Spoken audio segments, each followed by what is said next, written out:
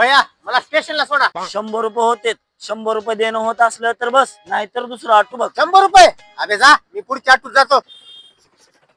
भैया रेल्वे स्टेशनचे किती रुपये घेता? 100 रुपये. भले माझे हे ऑटो मध्ये 100 रुपये चाललेत, पण तुझ्या ऑटो मध्ये बसणार नाही मी.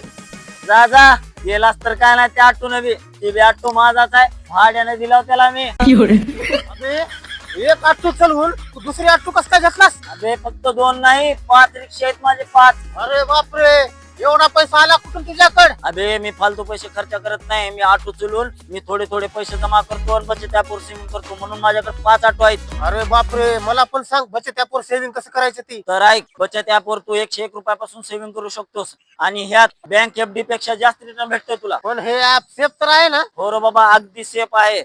SBI, ICICI असल्या ट्रस्टेड फंड मध्ये तुझे पैसे जमा होतात. आणि जर मध्येच पैशाची गरज पडली तर? अरे ह्यात कसलाच लॉक इन पिरियड नाही, तुझे पैसे तू जेव्हा म्हणशील तेव्हा काढू शकतो. अरे बापरे, ऍप लय भारी आहे. मग मी पण आताच्या आता डाउनलोड करतो आणि सेव्हिंग स्टार्ट करतो.